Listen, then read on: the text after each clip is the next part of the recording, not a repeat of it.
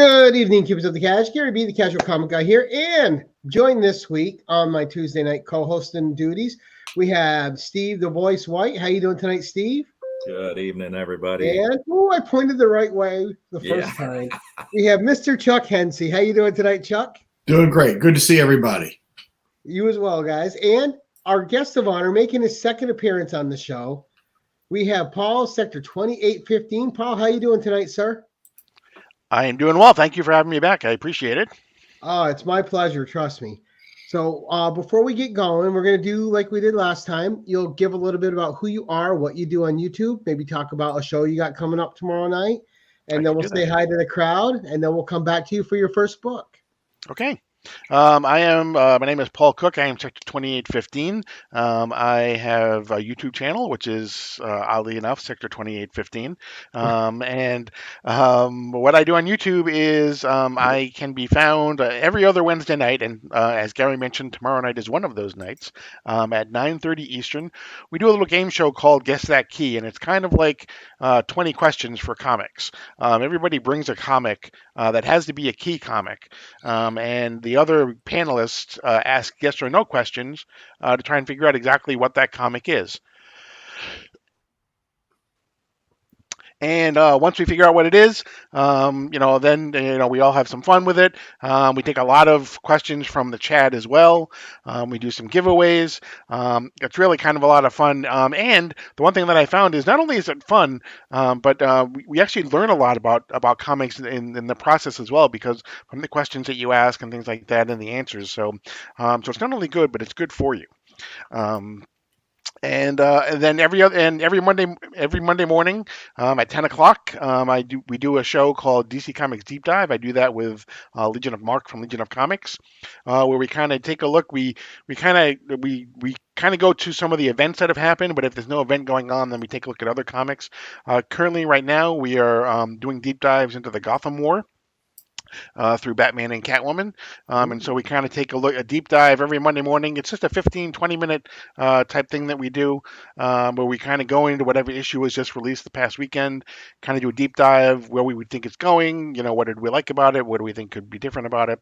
And then every Sunday night, I am honored enough to be on Legion of Comics.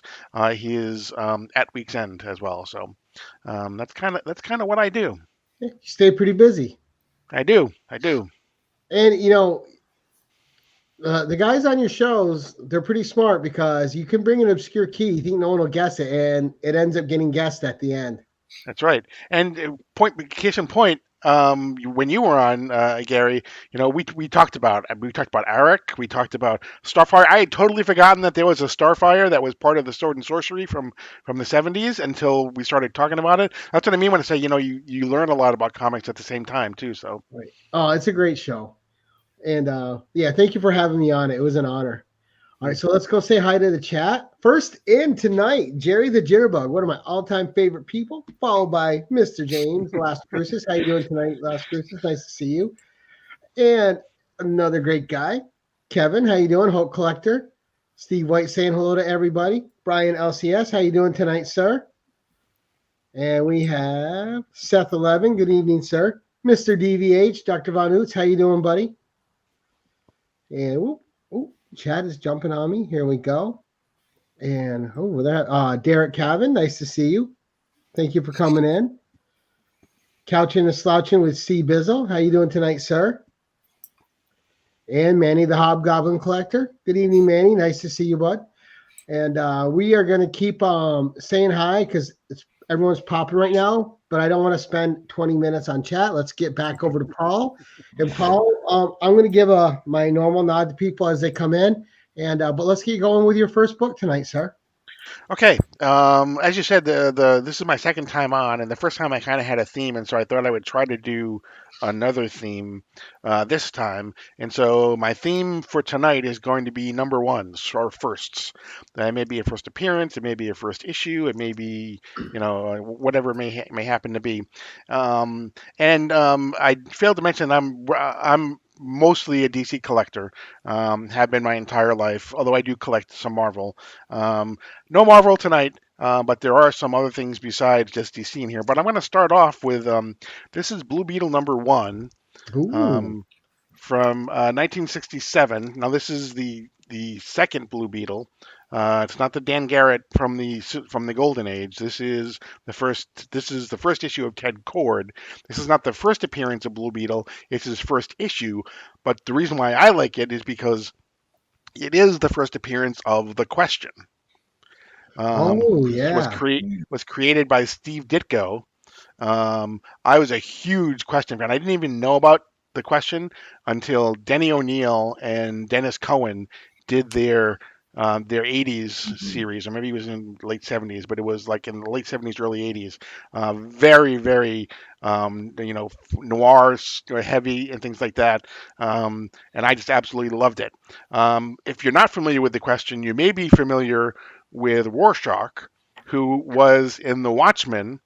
If you recall, Alan Moore wanted originally to use all the Charlton characters in The Watchmen. He was told he couldn't do that, so he made analogs of each of the Charlton characters, and the Question ended up being Rorschach in the Watchmen story. And what I like too about the Question, and DC did this great with their Silver Age characters and stuff. If you have simple, effective costumes which catch the eye, like Dead Man, like the Question, just the Phantom Stranger, stuff like that, where it's just a nice, simple costume design, but it's effective and it really draws the eye. Yeah, it really does. Phantom Stranger is one of my all-time favorites as well. So, did you like the way that Dwayne McDuffie and Jeffrey Combs used him in the Justice League animated series? I did. Yeah. I'm almost, anything with the Question, and he's gone through some changes. Obviously, now the Question is Renee Montoya in the DC universe, because they were. I think it was part of 52. I believe is when when Renee Montoya became the Question. But we were lucky enough to get afterwards. We hadn't seen Vic Sage as the Question for the longest time until the recent Jeff Lemire, Dennis Cohen Black Label series that they did. So I was so psyched to see Vic Sage back as the Question again. But again, Vic Sage was not just noir, but he also Denny O'Neil also went kind of heavy into like martial arts and things like that, and the Far East, and he did a lot of different mysticism and things like that. It was just an incredible series. They just recently put out the first omnibus. The second one comes out, I think, in a couple of weeks of the O'Neil and Cohen Question run. Nice. And he just had a Black Label book a couple years ago too, didn't he? Yeah, the Jeff Lemire, Dennis Cohen, and who was the original, not the original, Steve Ditko was, but the original artist from the Denny O'Neil run. Nice. I missed the boat on that one too, and I should have. I wish I knew it was coming out. But I wonder if they ever put those out in trade form, the Black series. They do. I know it's been in hardcover. They've put it out. They're collected in hardcover. Well, yeah, the Question. That's a great lead, especially. Yeah. Look, I know the new Blue Beetle's great, and I like them. I love the first couple Blue Beetles. There's something classic about that costume. I just love that costume. Mm-hmm. Okay, And I just love I have fond memories of Blue Beetle as a kid because whenever I got one of those comics, it was one I had to read it. But yeah, absolutely. And again, this was Charlton, which was ended up being purchased. The characters in it ended up being purchased by DC in the 70s. now we just need a resurgence for E-Man. Mm-hmm. Yeah, E-Man was great. All right, great first book, Paul. Number 2, sir. You were the first person, too, by the way, to bring the Question on the show. Oh, nice. Okay, this is showcase number 34 from 1961. This is the first appearance of the Atom, Ray Palmer as the Atom. Cover. Nice. Yeah. 4.0 too. That's a pretty good grade for that. Wow. Yeah. In the 60s, the late 50s and the early 60s, DC was all about having legacy characters for all of their Golden Age characters. It started with the Flash, then it moved to Green Lantern, when we had the Atom, and so it was they were all in it. That was a lot of Julius Schwartz, who was the editor, was the one that was really kind of the one who kind of pressed for all of those. because and in a lot of ways because the late 50s, early 60s, it was all about sci-fi, and so he did a Right. lot with sci-fi, and so they had the chemicals with the Flash, you had the spacefaring, Hal Jordan now with the Guardians of the Universe. um, um, so yeah, it was yeah, the colors And I really was gonna really say do I look good. agree with DVH. That cover presents that Oh, yeah. presents well above a 4. Hmm. Yeah. Now, who's the cover um, artist on that one? Because that looks I amazing. believe I believe it was Gil Kane who was the artist for, yeah, Gil Kane and Murphy Anderson. Right. Um, The second Gil Conan Kane, artist. they had Carmen Infantino, Gil Kane. They were their late 50s, early 60s artists. Gil Kane was the one Oh who yeah, did Green Lantern as well and showcase. So he right. was. Well, Carmen Infantino, Pat Broderick, all those guys, they were working so hard for both companies. Like they were like those. That Age of Comics doesn't exist without them. Exactly. Yep. Wow, but Chop. But Hey, Chuck yeah, Rock. that's a amazing cover. And again, that 4.0 presents way that I would have if that grade wasn't there, I would have thought it was a 7. Mhm. Yeah, that's great. All right, number 3, sir. Number three. Number three is it Take a is look. Sandman #1. Oh, nice. Oh, Um, this is the first appearance of Morpheus.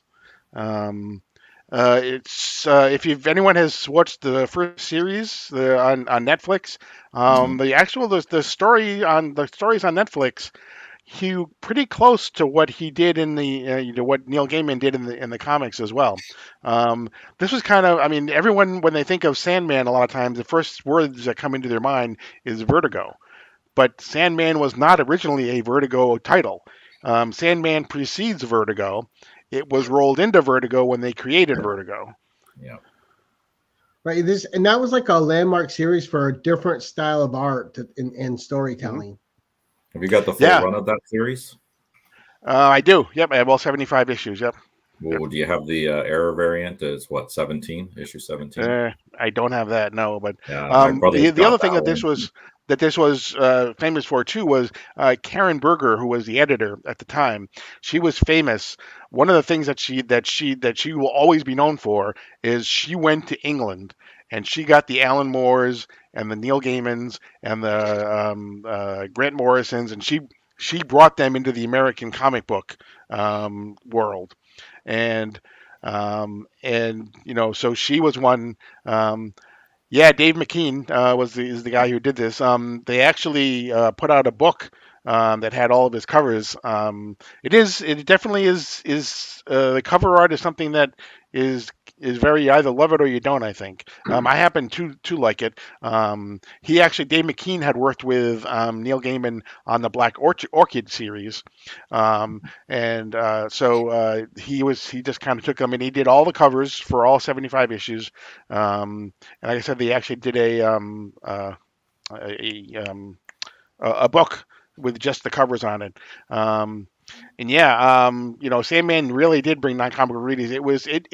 It along with, I think, Watchmen, proved that comics can be more than just a villain of the week type of a thing. Yeah.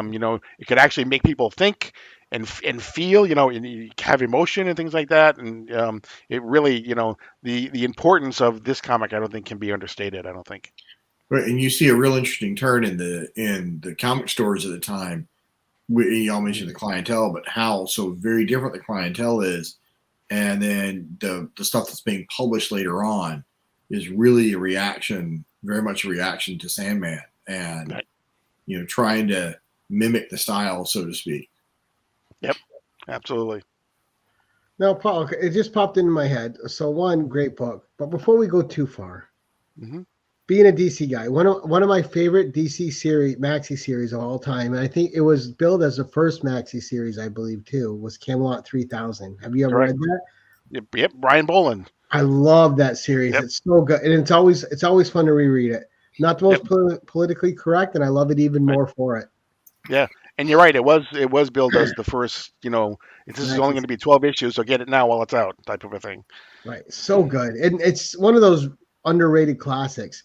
Right. But that copy you have there looks so clean. I think that's one of the cleanest copies I've seen. That looks Yeah, nice. I really want to. I'm going to end up sending this to CGC to get it graded. But yeah, this actually spent a long time. I moved from Connecticut to Florida Right. about 7 years ago, and I had to do it in a very quick way.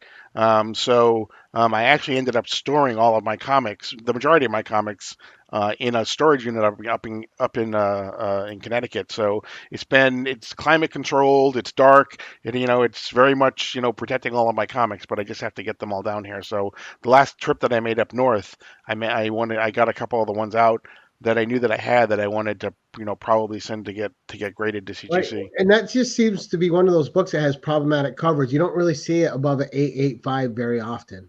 Right. Mhm. Yep. Beauty. All right, number 4, sir. And Okay. just a quick hello to our good buddy Matt Woods. Hey. Matt. Okay. This is from the summer of 1941. This Oh. is All Flash Quarterly #1. Holy Ooh. crap. This Wow. is 4.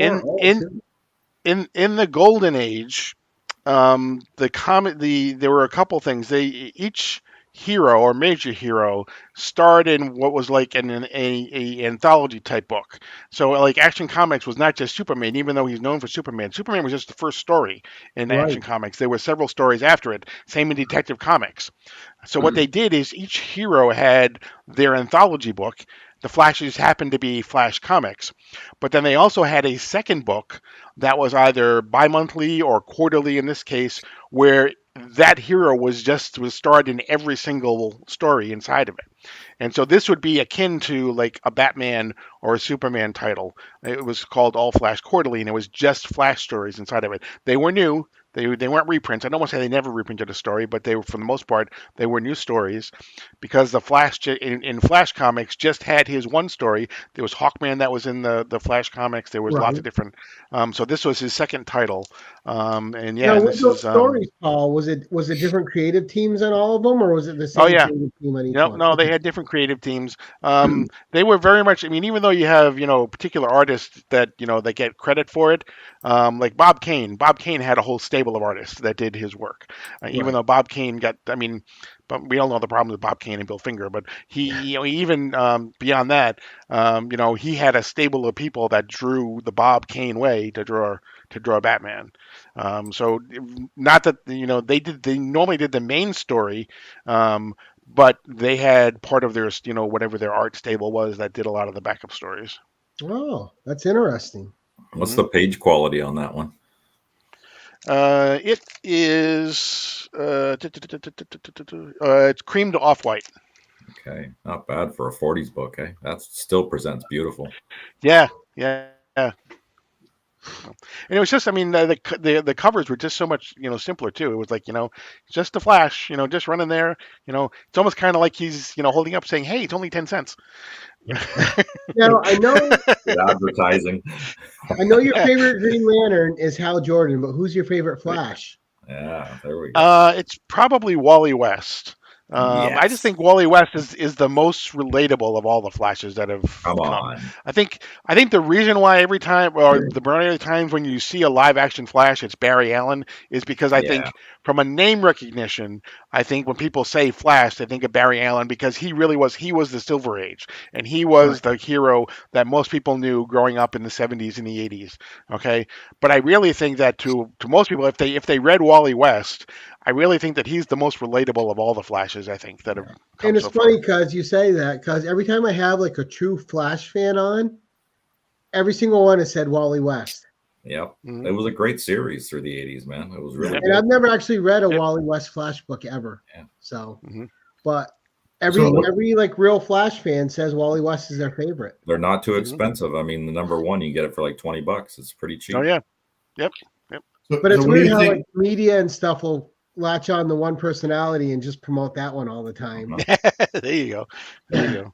So, question: what do you think of? Have you been reading the new stuff with Jay Garrick and his daughter that didn't Judy. exist but now exists? Yeah. What do you think Yeah. of them? I'm reserving my judgment. I like it so far. I'm interested to see how they stay around. I mean, Jeff Johns created all of them. I mean, only Jeff Johns could say, "I'm going to totally redo the entire golden age of DC Comics and create all these characters that you never heard of, Well, and he they're all going to earned be it. golden age characters." Yeah, I loved the first issue. It'll be. I mean, at the end of the first issue, we see exactly what happened, how she disappeared, and we see the villain that they were fighting, Doctor Elemental, I think it was the name Yeah. of the character, and she's basically we see how she disappeared and how it affected Jay and his wife. So yeah, I'm all in, and I just love Jeremy Adams too as a writer. He could. I was talking the other night on Mark's show. He could just write computer code, and I would enjoy it. It sounds like me reading Roy Thomas. Yeah, exactly. Great book. All right, number 5. That's a beauty. The black and the just two of the hardest colors to get a good cover on. Black and orange. This is from 1967. This is Strange Adventures number 205. This is the first appearance of Oh. Dead Man. I love that cover. Funny because you mentioned Dead Man before, and Right. you mentioned Carmine Infantino, and that's exactly who this is. This is done by Arnold Drake and Carmine Infantino. Arnold Drake created the X-Men created the Doom Patrol before before Marvel created the X-Men, and strangely enough, though, although Carmine Infantino and Arnold Drake did this, the person that's most associated with Dead Man, I think, is probably Neil Adams, because he took over the following issue for the art, and then he even ended up taking over, a lot of the writing duties, even though Arnold, may have had his name on it. A lot of the ideas that came forward was Neil Adams. This is the character that Neil Adams, for lack of a better term, kind of, honed his skills on. He did Dead Man, and to this day, probably a poor use of terms, but he, for the longest time, said that doing Dead Man was probably one of his favorite things that he did, even more so than Batman or Green Lantern or any of those things. Dead Man was really the one that he really enjoyed the most. And again, I just love his costume. And then every time I saw him, I just wanted DC and Marvel to cross over and see a Daredevil Dead Man adventure. Fight over their costumes. Get the 2 red costumes out there and just let them 2 With wreck the house. D. You're not worthy of the D. Right. Right. And And what a I just striking picked it. cover that is too, right? Yeah. Yeah. I just picked this up, not too long ago, maybe a couple months ago, partly because I knew that he was going to be a major character in the Night Terrors that you had mentioned, the Night Terrors series. Right. If you read it, they kind of, I'm sure he'll be back at some time, but they kind of wrapped up, Dead Man's story in Night Terrors. He went off to, to basically, live a happy life. Well, live a happy death. Speaking of night things, I really want to see a Night Force show from DC. Mm-hmm. Yeah. Get a little horror series. All right, great book. See, and again, Paul, that's before you said that. That's one of those covers I can look at all the time. Oh yeah, it's such a cool cover. I love the gold in the background, and that's just it's so dynamic. Just his pose coming down on him, and it's one of those striking covers. Mm-hmm. Absolutely. Okay, this is from 1959. This is Batman number 121. This is the first appearance of Mr. Zero, soon to be called Mr. Freeze. Freeze, yeah, they had a different name for him. So this was the one and only time he was called Mr. Zero. This is actually kind of, you don't see this comic come up that often. It's kind of a rare comic. But yeah, this was there are certain comics in the Batman run like the 251 and all those things, but this is definitely in the top 10 or 15 of comics that people look for with the Mr. Zero. And he's one of those villains who's empathetic, like you feel for him. It's all about the love for his wife. Yeah, Exactly. You know, he was not very well recognized at all until the animated series came along, and Paul Dini wrote that story about how, you know, it was all about Nora and his wife and everything, and you know how he, you know, to your point, you know, how sympathetic, you know, he was. It really kind of was. He was trying to do the right thing. He was doing the wrong things, but for the right reason. Right. And then every time he fails, you actually felt bad for the villain Hmm. because you wanted to see him reunited with his love. Right. Exactly. There was, I think it was. It was in the most recent Detective Comics that Ram V is writing, where he had a scene. Mr. Freeze had a scene with Batman, um, and he says, and Mr. Freeze says a line to Batman that I thought was incredibly poignant, but actually incredibly true. And that is, they were talking about how, you know, he did everything for his wife because he felt as though, you know, he had to do whatever he could to save it because, you know, he remembers his wife as being this, you know, ideal, everything, and put it on a pedestal. And Mr. Freeze says to Batman, I just realized something. He says, Gotham City is your Nora Freeze. Oh wow, that is a great line. That is an Mhm. awesome line. But I, Yeah. I always had one question about a plot hole in DC with him. Hmm. Everyone else uses the Lazarus pit. Why not him with his wife? Yeah. Why? Well, you know, why wouldn't he just bring her there?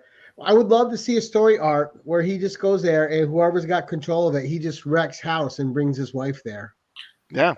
I think she came back for a couple of issues, but I don't know if that's since been retconned or not. So, but I seem to remember hearing from somebody that she came back as a villainess of some sort or another. So, Mhm.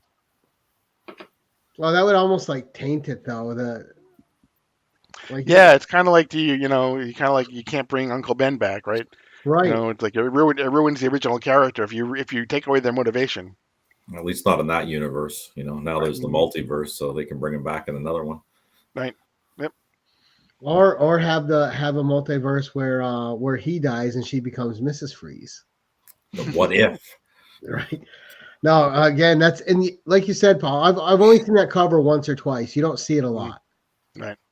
And it But presents what I nice. do like about that is there was like a whole trope during that time, especially in the Wonder Woman books and the Justice League books, where they would be trapped in ice or like some sort of crystal-like formation. Right. Mhm. Yep. They're believe always that's fun going covers, on. though. All right, number 7, sir. Great book, Paul. You're showing some awesome stuff, buddy. Bangers. Thank you. Thank you. All right. This is from 2006, actually. This is more recent. But this is for our Star Wars fans. This is Star Wars: The Clone Wars #1. Oh, here we go.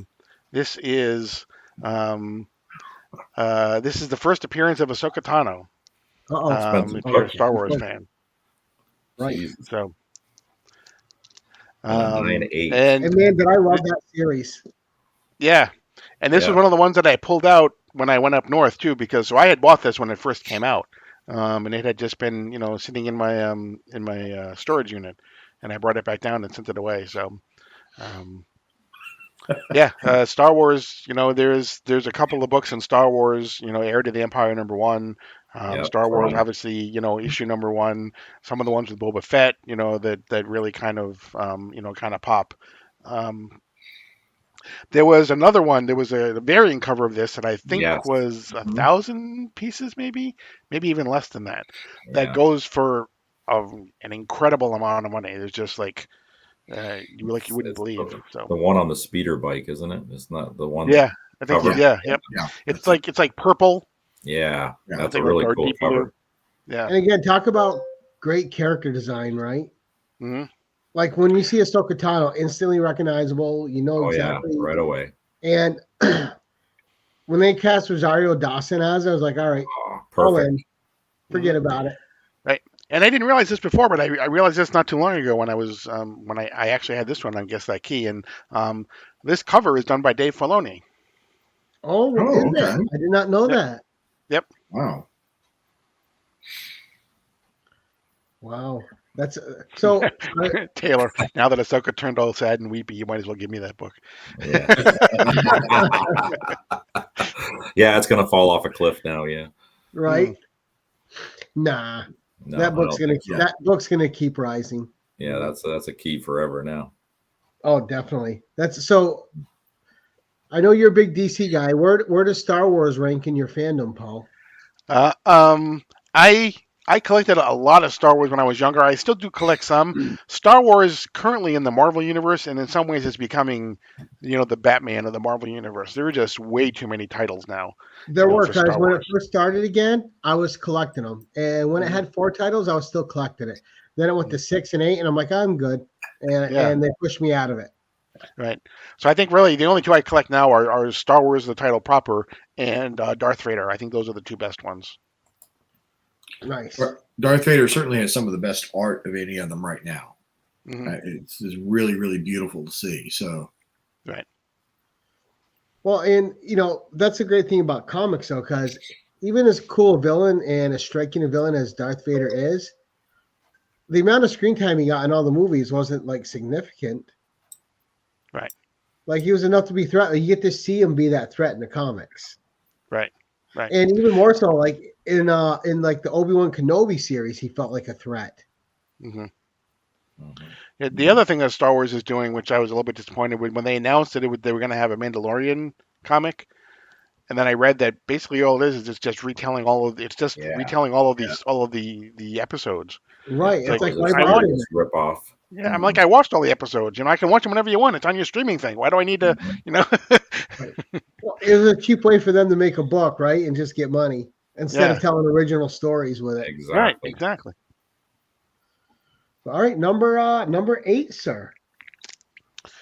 Okay, this is from I think that's the 1958. first Ahsoka on the channel too. So Oh, there you go. Okay. This is 1958. This is Superman number 68. This is the first Oh, appearance of ooh, Bizarro. nice. Another great cover. wow. Yeah, and then Brian is Bizarro's right. another one of Star those Wars has a. characters. Yep. Like I like when I was a kid and reading them, rather it was Mhm. in a World's Finest or whatever it was. I always felt or Brave and the Bold. I always felt bad for the character, like he was misunderstood, or like he had something going against him where he just it wasn't his fault. Mhm. Yeah, yeah. An Yeah. anti-hero. Yep. And he's the one who survived the sort of post-crisis reboot and revisions a lot more intact, I think, than a lot of the other Superman villains did. You Mhm. know, making him, sort of the imperfect clone as opposed to just, some weird alien. I think has done a lot better than some of the others who they tried to reboot, and it didn't work very well. Yeah, he's just an Yeah. underrated character too. Like they Yeah. didn't Right. do a lot with him. Even though he wasn't in, I just read that 2-parter because of Joe. Whatever happened to the Man of Tomorrow. Hmm. Even that, man, he was dark in that one. Hmm. Right. And this was part of the mid 50s to the mid 60s. Mort Weisinger was the editor, and he exploded the Superman mythos. He brought in Supergirl. He brought in, he had a horse. He had crypto. He had a monkey. He had a cat. He just like he was giving superpowers to everybody. Yeah. It was no more, that he was all alone. It was like he had all his pets with him now too. But he just, he had Bizarro. He had Brainiac. The Parasite, all of his great characters, were created in many ways during the Mort Weisinger era of the Superman family of titles. A little bit of a boom there, huh? And see, Mhm. now not being a deep DC guy like you, I would have thought that Bizarro's first appearance was in a Superman, not a Superboy. So that would actually, you taught me something tonight. A lot of people do believe that his first appearance was when he was in Action Comics. They don't realize that his first appearance was actually in the Superboy title. Yeah, that's great. And, wow. I And know that for I've never actually seen this cover, Paul. That's why I'm looking at it. So good stuff. So you said you're working on this run too, right? This is your Yep. next big run to complete. Yep. I'm Now, down to like 50 or so issues that I have to get, and they're all like the really early issues now. So now I do have a Superboy question for you though. okay. it was Superboy, and then it became the Superboy and the Legion of Superheroes, or is that a separate title entirely? No, Superboy became Superboy in the Legion of Superheroes. It Okay. continued the numbering. So, and what happened was then what they did was they actually there was this cover where Superboy is flying off into the to the past, and the Legion is on the front cover saying he doesn't know that he's never going to come back, and that is when they removed Superboy out of the Superboy and Legion of Superheroes. It just became the Legion of Superheroes, and he ended up in Adventure Comics for a while. He ended up with a new title. He kind of got bounced. He kind of bounced around all over the place. So, Great Right, book. and then a lot of the modern Superboy iterations Prime. of this costume too. hmm Yep. And his stuff was always so good in Super Friends. I mean, they did a lot Yeah. of great stuff with him in Super Friends. hmm Now, what do you think of the modern stuff they do with him now, where they team him up with Superboy? Because I know a few people, they live for the Superboy and Batman's kid books, like Superboy and Robin or whatever it is. Right. Yeah. Yep. The Super Sons. Super Sons. Thank you. It was Yeah. eluding me, and it's such a simple name. Yeah.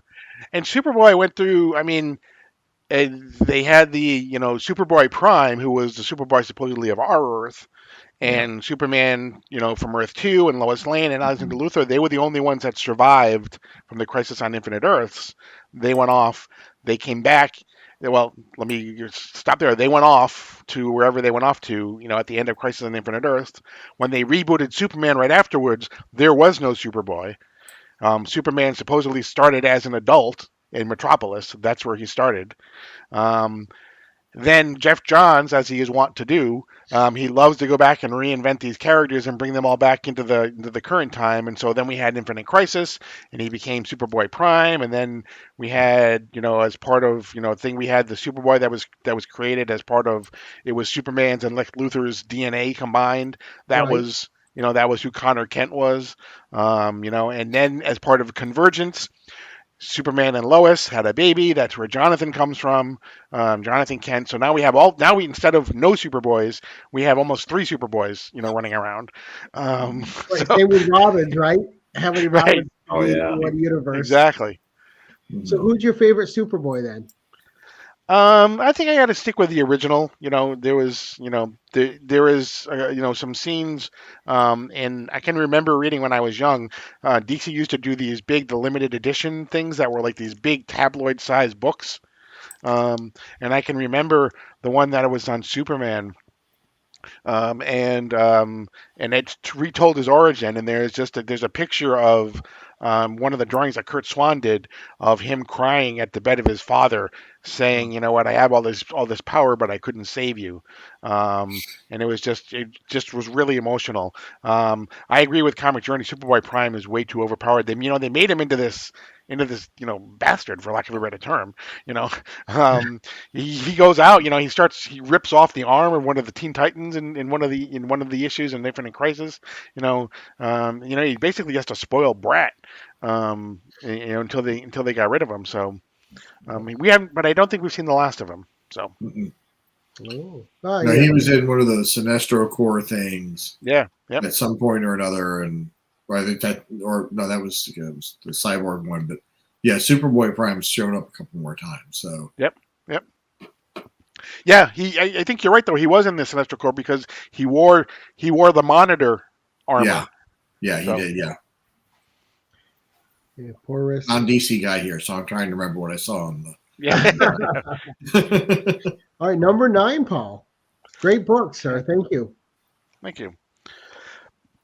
This is from the 60s. I don't have the exact date, but first appearance of Guy Gardner.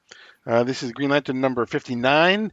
Where's John? I hope John's still in the chat. He was looking for Green Lantern books. This is There my we Green go. Lantern book. There So, it is. Right. for a while there, he was actually the first.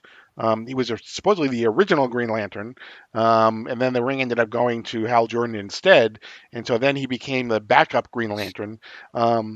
if you want to talk about characters that have had a convoluted history, you don't get two more convoluted than Guy Gardner. Oh yeah.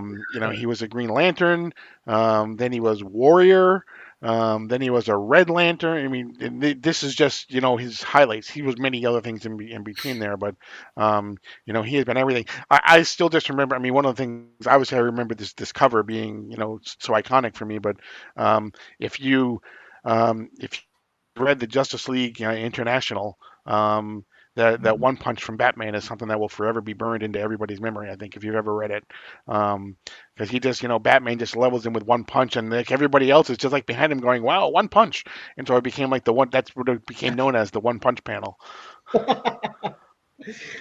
Well, he always was the biggest. He always was a jerk. Yes, he Yeah, was. exactly. Yep.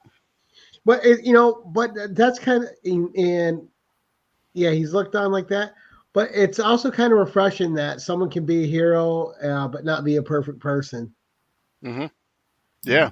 So they Yeah, did be a bit of a good with jerk. that, because you can't just keep copycatting Green Lanterns and they're all perfect people. Oh, goody two shoes. Right, exactly. And when you think about it, there's how many Green Lanterns? There's like 3,000 or something like that, right? There's you're gonna get all kind of Green Lanterns. You're gonna get good Green Lanterns. You're gonna get bad Green Right. Lanterns. You're gonna get Green Lanterns that are bastard, like I said. You're gonna get all of them. So.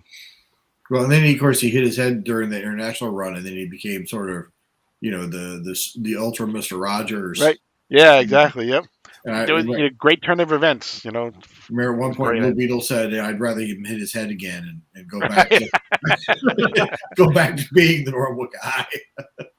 Mm-hmm. Now where does he rank in your Lantern list, being a big Green Lantern guy?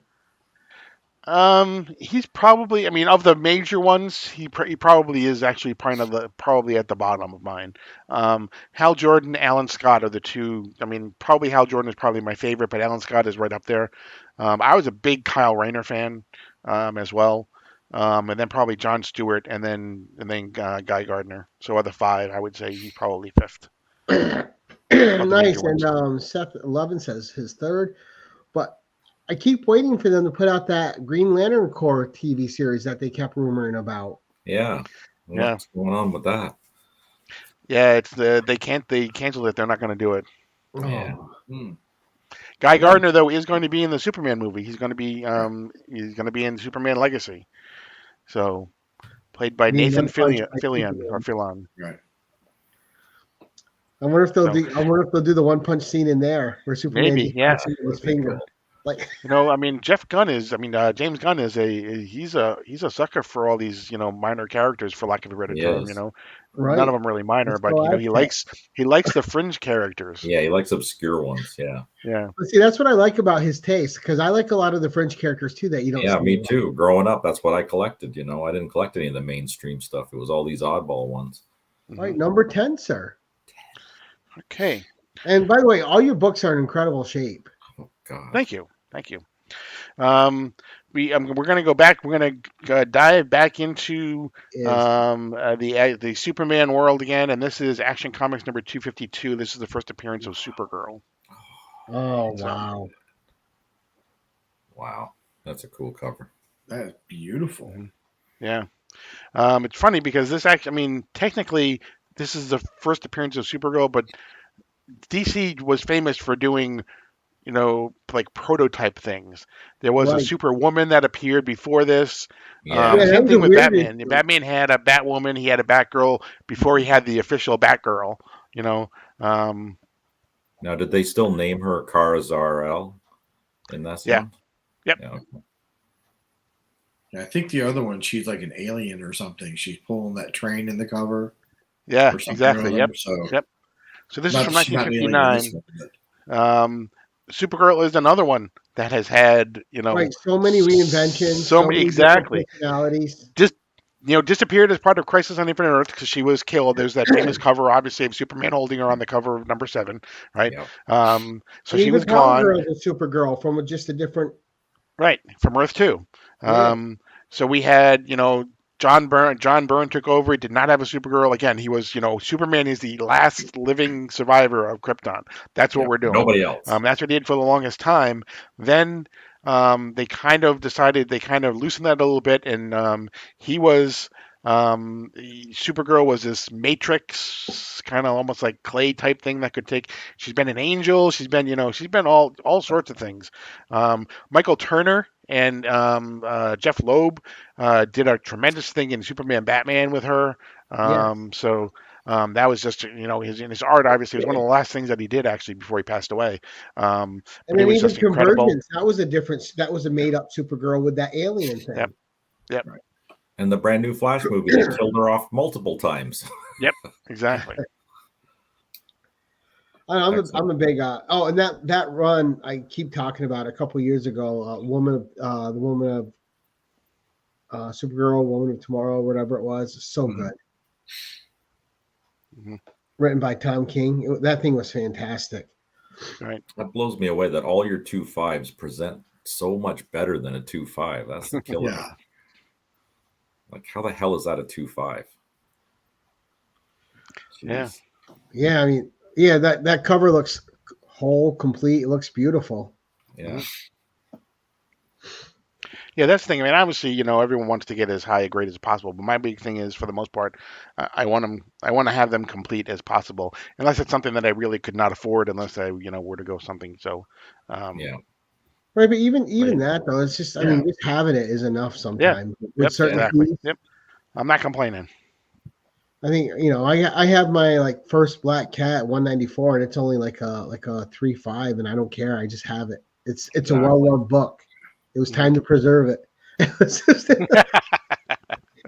it got But that's worse. what comics are for. It's like, You read they're 'em. meant to be read for the most part. They're not necessarily meant to be. I mean, everyone likes to slap them. I like to slap them too. I'm not going to complain about that. But they're meant to be read, and there's something about having a book that that's a 2.5, but that it's had love over the course of its life. Exactly. You got Black history Spider to telling you that. to drop $20 between the pages for the CGC grader. Well, you put the right numbers on it. Paul, anybody here would take that book in a 2.5 Yeah. and Oh, yeah. and happily scroll it away. hmm Beautiful book, sir. All right, number 11 with a personal story. Okay. I'm going to go. This is my personal story. This is from 1941. This is restored, but I don't care. This is World's Best Comics #1. Wow. The story behind this is the first Golden Age Grail that I was ever able to buy. Obviously, Golden Age costs a lot, so restored and everything. But this was the one I got at a really good price. And the story behind this is obviously this is the only This is #1 and only one of World's Best Comics. They only created one issue because it became World's Finest Comics with issue #2. Because the World's Best was owned by someone, and it was before DC was willing to sue everybody to to get the names of things and things like that, or sue people over the fact that they think that Bankrupt they them. copied that. So, just an iconic cover.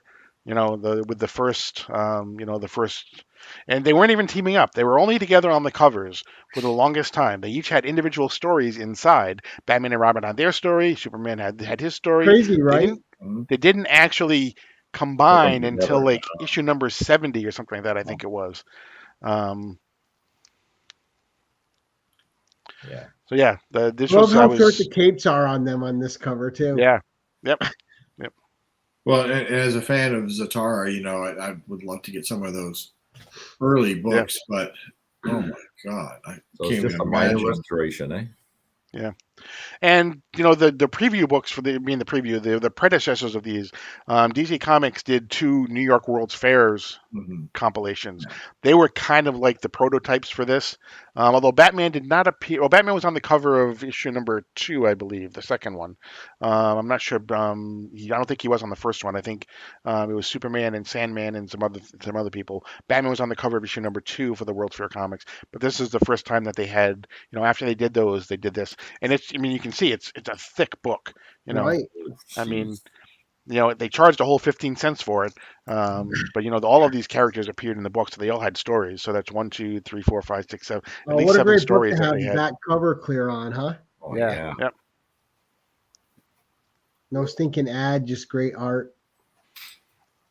hmm And again, another book. It's 2.5 and presents like a 6.0 or a 5.55. I mean, look at the colors on all three characters. They're popping. Like it doesn't look like anything's faded at all. Yeah, and you can see like Superman's chest emblem is still it doesn't even have the red outline on the outside. It's yellow, so it was like they were still perfecting a lot of the stuff that they did with these characters. Yeah, that's cool. And who cares Yeah. about restored when it's golden age? I mean, geez, again, there's a story behind all that. Yeah, Mark Sands Zatara is a very underappreciated character. A very expensive Definitely. 15-cent cover there. Yeah. Now, so obviously a personal grail. Now, how long have you had this book, Paul? I want to say about 9 months. About 9 months, I think. Pretty much a key you just acquired within the last year. Okay. Yeah. Nice. Yep. So what's the next big key on your list for yourself? I'd like to get. I mean, the next really big key, if I could get them, would be something. I'm looking to get more fun comics. It doesn't need to be. I would love to get, obviously, the Spectre or whatever, Dr. Fate or Aquaman, first. But those are going to be cost prohibitive. So I'm just looking to get probably Dr. Fate. I love Dr. Fate. I would love to get a Dr. Fate cover for more fun comics. So that's probably my next one. And that's not going to be, like I said, the Spectre and the first Dr. Fate and all those are like tens of thousands of dollars to get those. But just a cover of Dr. Fate, I think I could, at some point I could probably, even if I have to trade some things away for it, Now, what do you think of Pierce Brosnan as Dr. Fate? I liked him. I really, I was another one of those people. I liked Black Adam. I really did. I thought it was a good movie.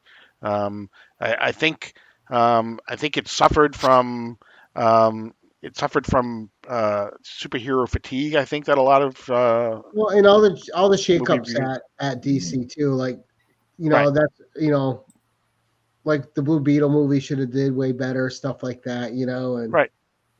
Yeah. There's been a lot going against things lately. Mm-hmm. Like a lot of people now compare movies and their grosses to like you can't compare them to what they did pre-COVID. That was a whole different market, right. And a whole different economy when you could afford to go to the movies more.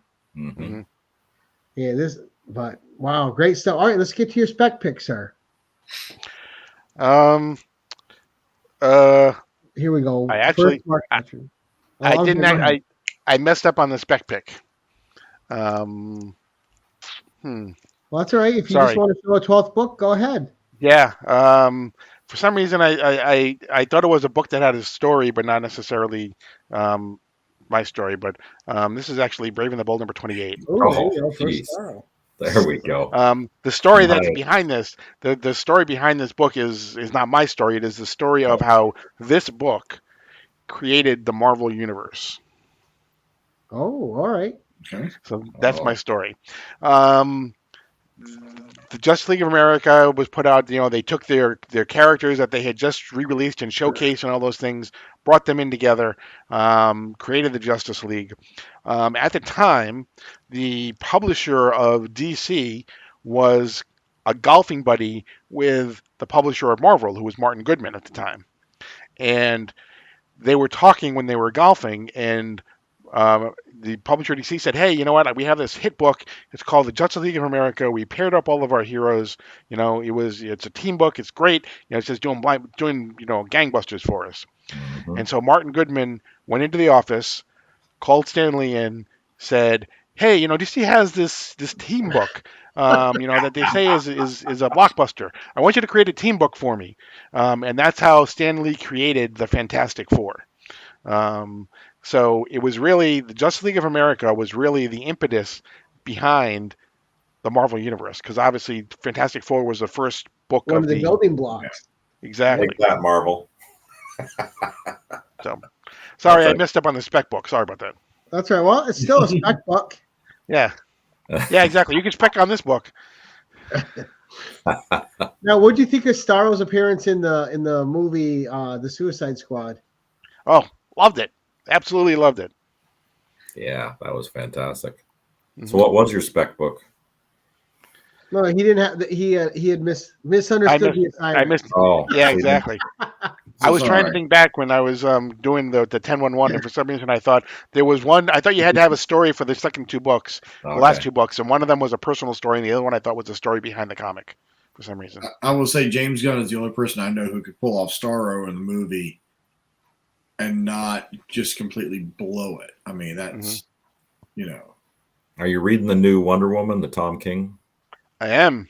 And Yep. there's a spec one. What do you think of that? That's got some legs, doesn't it? Yeah. The whole concept. I mean, I think Tom King tends to write a lot of books that have some real world allegories to them, and he's doing that I think here with the with Wonder Woman, and the fact that and it's not really, I'm not saying any political party. I think every party is pretty much been is when something bad happens, they tend to paint a whole group of people with the same brush, and that's basically what's happened in Wonder Woman with that one Amazon that killed they killed a couple people, and suddenly all the Amazons are bad, Right. Amazonians. And so he's kind of put his finger on that, about how we kind of whitewash whole groups of people based on one or two. One idiot. individual or group. Yeah, exactly. Are you enjoying his Danger Street? Oh, I With all loved the Danger absurd Street. characters? I loved his Strange Adventures. I loved, what he did with the Human Target. All of those were just incredible. He's a good writer. Yeah, and he I has gotta the read ability. Adam Like Strange. he can be very funny as well. As he's doing things. Like I don't know. Did you read Strange Adventures? Yes. He had this whole one issue where the whole thing was about, are we gonna have a fruit plate? We're gonna have a plate. It was just like that was like a recurring theme throughout. Like Big Barda had to make sure she had this, this fruit plate. It was such a bizarre book. I gotta read. I have the Strange Adventures over there. I gotta read it. So I wait till I get all of them. Like 2 weeks ago I was sick, and I went and I banged out a bunch of ones I hadn't read yet. That's coming up for me soon. Yeah. Review And all the those. current one, the Danger Street, for those you've been around for a while, whatever, he goes back to the first issue special issues Right. that DC did in the Lady 70s. Cop and the Right. Dingbats and The Green Team, and Dr. Fate was in one issue, and that's where the first, 2 issues ago on Mike that Warlord one. and the Grell. Mike Grell and the Warlord. Mike Warlord and the Grell. Mike Grell and the Warlord. All of those. Starman. The Really Strange you know, Outsiders. Yeah, the Outsiders. Truly Absolutely. Outsiders. and a Metamorpho. They did a Metamorpho. Metamorpho. Yep. And they're actually putting the character name on the cover of each issue that corresponds to the issue that they appeared in the original run, even though they may have nothing to do with it. But at the time. that one Lady Cop cover with just her face is amazing. It's still my favorite one. Right. And I'm going to read that one. I got 2 more issues, and I can read that one. I'm going to read that one pretty quick once I get the last 2 issues, though, just because I like Lady Cop. I know that issue where she appears is a mess, but I love it. It's just one of those kitschy books I really enjoy. Right. Yeah, I love Tom King. I mean, I loved his Vision series that he did for Marvel. It was done really well. Obviously, I love his DC stuff probably more, but Right. the one that he did when they did their One Bad Day and he did the Riddler, that was Yeah. incredible. It's an Eisner Award winner. It was just incredible. Yeah. He also did the Elmer Fudd Batman team up. Yep. They did the Looney Tunes stuff, which was again just astonishingly good. I mean, For such ridiculous team up. Yeah. Now, Paul, before we get around to seeing what's coming up and everything, having such a pure DC guy on as yourself, what character do you want to see come back and get at least a mini series that hasn't had enough spotlight in like the last decade? I think I mentioned him before. I am a huge Phantom Stranger fan. I would love to see them do something with the Phantom Stranger. I think Ram V could do a lot of work. There is, if you can search it out, there is back in the '80s, DC did they redid the Secret Origins series. Yes. There is an issue with the Phantom Stranger that's written. There are like three or four, at least three different stories inside of it. And each story is supposedly the origin of the Phantom Stranger, but each one is different because you're not necessarily supposed to know what his origin is because he's just a stranger who wanders through time. Oh, Um, I think I had you that know, issue because I was trying. It was at the 50 issue run, right? Yeah. yeah, Yeah, because I'm missing like 4 issues of that, yep. and The I had first that issue, one though. the first issue is has Superman on the cover. I think it's one of the Yep. last things that Wayne Boring actually did, the last cover that he did. And it was like, and then what they did was they started doing Roy Thomas did a lot of the stories because they actually started doing a modern character origin and a Golden Age character origin in each issue. But the Phantom Stranger one is just incredible. And it's got a story I'm about gonna have to read that this week now that you said that. Mm-hmm. and I think one of the stories in there, one of the origins is from Alan Moore. So Right. Yep. Yeah. Yep. I mean, You know one of what? them one of them he's supposed to be Judas supposedly, from the Bible, and the necklace that he has are supposedly his 50 pieces of silver, that he had. Right. So they just come up with lots of different, and then when he died, he was destined to just walk through time, and just kind of, a watcher. So Now, one of my yeah, it was favorite great. obscure series from DC is the New Talent Showcase, which I really liked. Yeah. A lot of good stories in that. Some dated writing in some of it too, but but still a lot of fun. I love the Jade story in it. Mm-hmm. That was good. That was a little rough too, but fun. But Yeah. great stuff. And I miss all these. I miss when Marvel and DC would do these little runs of stuff, right? With the I'm a big lover of the 4-issue miniseries format they used to do the companies back in the day. Yep. Just Yeah. great. Like did the DC? I think one of the first one of those was World of Krypton. Was one of their first 4-issue series that they did. And then the Phantom Zone one too, right? Superman. Yep. One of my favorite 4 issues is the Weird. I love the Weird. Right. The Weird's a good read. Yep. The World of Krypton has one of the first Frank Miller covers on it. One of the issues. I can't remember which one, but it has one of the first Frank Miller Superman covers on it. And that's a $1 bin issue series. Yep. Mm-hmm. Yeah. Oh, great stuff.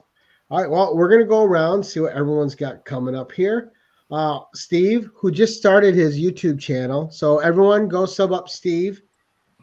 His YouTube channel is fresh and new. I think last I checked, you were at 28 subs. Yeah, unbelievable already, eh? That's crazy. Yeah.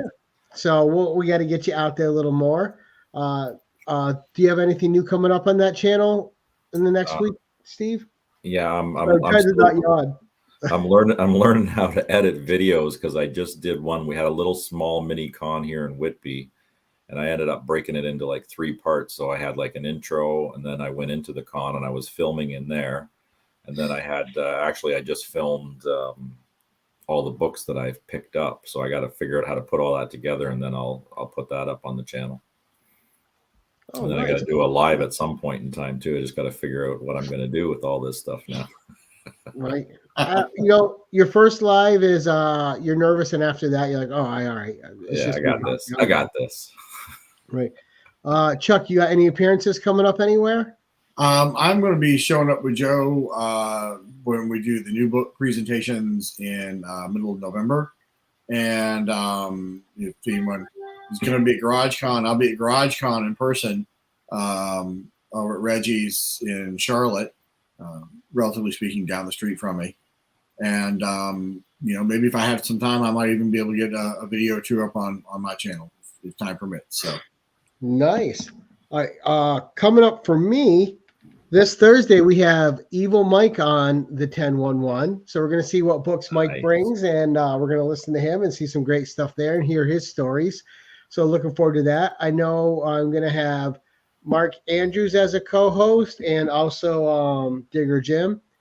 Nice. Steve and Chuck, if you guys want to pop in, you're more than welcome. You just let me know and I'll shoot you the link. But that's going to be fun. I want to see what kind of stuff that Mike brings. And then the week after that, on November 2nd, we got Milt. We are taking Halloween off. So there will not be a 10-1-1 on Halloween.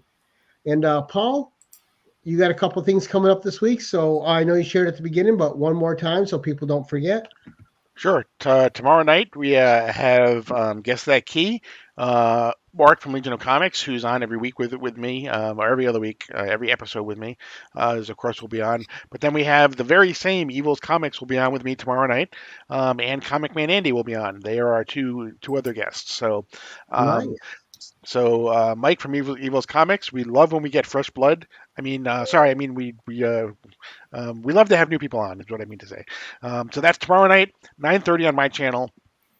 Every Monday morning at 10 o'clock, Mark from Legion of Comics and I do DC Comics Deep Dive, and I can be seen every Sunday night on his channel, every Sunday night at 8:30 for At Week's End. Just want to, before we go any farther, Gary, just want to thank you for all the work that you did this weekend for C3. yeah. That was a small part of it. Over $51,000, just incredible. So Right, amazing. Yeah. Like, who would have thought? Mhm. And I think it's important to mention 100% of that going there. Yep. That is a phenomenal amount of work. Yeah. Mhm. And yeah, we got some tattoos to see. Yep, half Exactly. shavings and tattooing, and people got their eyebrows ripped off. It's, Mhm. Yeah. Oh, I love the eyebrow video was fun. yeah, that was Yeah. hilarious. I look. My favorite part of the whole thing was when he says, "I think I look like Freaky Louie." Right? That's the one. He didn't look that bad without eyebrows. No, yeah, it was like Whoopi Goldberg. He was okay. I'm like, he can pull it off. Yeah. You know, if I did that, you'd have to go lock my face in a basement somewhere. But no, good stuff. It was a fun weekend, and you know, Rob, DJ, and Mark, they got to rest up now. They, you know, Yep. Big time. the holy trinity of the comics curing cancer. Yeah, and it's it's nice to see people get things that they want, and all the money goes towards such a good cause too. So it's a win-win for everybody. Absolutely, cheap yeah, it was books. great. Mhm. Oh my God, some of those books went so cheap it was just unreal. It was almost criminal. That's all right. They're in homes where they're loved. The most important thing is that Absolutely. the book is loved, to me anyway. Yep. But guys, I want to thank my co-host. Thank you, Chuck, and thank you, Steve, for pretty much becoming semi-regulars on my channel. I appreciate you guys a lot. You guys are great co-hosts. You bring a lot to the show. I appreciate your knowledge and your time. Paul, thanks for coming on again. I really Thank you appreciate for your having me. second appearance, and we'll get you on for a third probably next year sometime. Love the books you bring. I especially love hearing your DC knowledge because that's where my knowledge is a little lacking. And it's great to have someone on that has a different skill set than you, and you get to learn some things while you're watching, like the Bizarro thing. But all those books were gorgeous and beautiful. Thank you so much for sharing them. I really appreciate it. And Thank you. everyone in the chat, thank you guys so much for coming out to support us. We had a great crowd. You guys are having a lot of fun. Again, check out everybody's links in the description below. Tune in tomorrow night to Guess That Key. But after this show, head over to Marcus's channel and check out FOC and Chill. I'll be sleeping, but I'm going to go over there and leave my usual hit the thumbs up button before I fall asleep and give Marcus a like. So you guys make sure go from here to over to Marcus's channel and watch FOC and Chill. But that's it for tonight, guys. Thank you all so much for coming out. Appreciate you all. And Thank you. until next time, keep it casual.